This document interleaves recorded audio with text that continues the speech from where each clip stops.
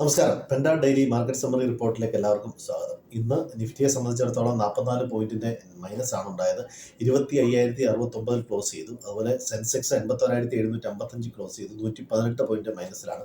Nifty bank 78 point പ്ലസിലാണ്. 54,887 close ചെയ്തത്.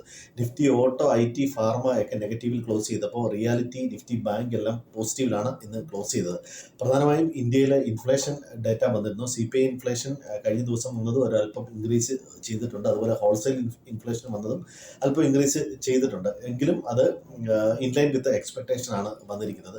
അതുപോലെ തന്നെ ഇന്ത്യയുടെ മെർച്ചൻഡൈസ്ഡ് ട്രേഡ് ഡെഫിസിറ്റ് വളരെ നാരോ ആവുന്ന തരത്തിലാണ് ഇന്നുള്ള ഡേറ്റ വന്നിരിക്കുന്നത്. ഇനി US ആയിട്ടുള്ള ട്രേഡ് ഡീലിന് ചർച്ചയ്ക്ക് വേണ്ടി US പ്രതിനിധികൾ ഇന്ത്യയിൽ എത്തിയിട്ടുണ്ട് എന്ന് കൊമേഴ്സ് മിനിസ്ട്രി കൺഫേം ചെയ്തിട്ടുണ്ട്. ചർച്ചകൾ വീണ്ടും നടക്കുന്നു എന്ന് തന്നെയാണ് നമ്മൾ മനസ്സിലാക്കേണ്ടത്. ഇനി ഇന്ത്യൻ പ്രതിനിധികൾ US-ലും ഇതേ കാര്യത്തിന് വിസിറ്റ് ചെയ്യുന്നു എന്ന് കേൾക്കുന്നു. ചൈനയും അതുപോലെ തന്നെ US തമ്മിലുള്ള ട്രേഡ് ഡീലിനെ സംബന്ധിച്ചുള്ള ചർച്ച സ്പെയിനിൽ നടക്കുന്നുണ്ട്. ഇപ്പോൾ 90 ദിവസത്തെ ഒരു സാവകാശം കൊടുത്തിരുന്നു.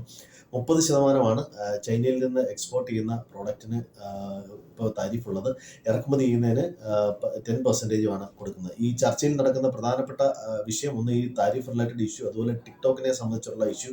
ടിക്ടോക്ക് അമേരിക്കയിലെ ഏതൊരു കമ്പനികൾക്ക് വിൽക്കണം എന്നാണ് അമേരിക്ക ഡിമാൻഡ് വെക്കുന്നത്. മറ്റൊന്ന് സെക്യൂരിറ്റി ഇഷ്യൂസ് ആണ്. ഇതേപോലെ റഷ്യയുടെ നിന്ന് ഓയിൽ ഇറക്കുമതി ചെയ്യുന്നതിനുള്ള നിരോധനം നീക്കണം എന്നാണ് ചൈനയുടെ പ്രധാനപ്പെട്ട ആവശ്യം. അതുപോലെ ചൈനയിൽ കാർഷികോൽപ്പന്നങ്ങൾക്ക് എൻട്രി വേണമെന്നാണ് അമേരിക്ക ആവശ്യപ്പെടുന്നത്. ഇത്തരത്തിൽ ചർച്ചകൾ നടക്കുകയാണ്. ചൈനയിൽ വരുന്ന ഡേറ്റകളെല്ലാം അല്പം ചൈനീസ് എക്കോണമി പ്രഷർ നേരിടുന്നു എന്നതാണ് തെളിയിക്കുന്നത്.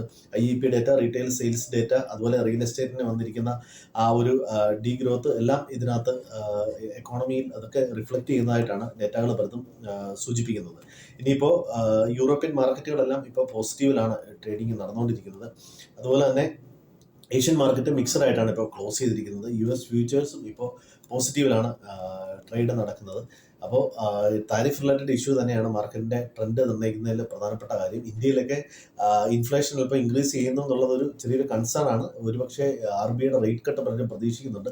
US-ൽ ഫെഡിൻ്റെ റേറ്റ് കട്ടും പ്രതീക്ഷിക്കുന്നുണ്ട്. ബുധനാഴ്ചയാണ് അതിൻ്റെ ഔട്ട്കം വരുന്നത്. അപ്പോൾ എല്ലാവർക്കും നല്ലൊരു ദിനം ആശംസിക്കുന്നു. Thank you.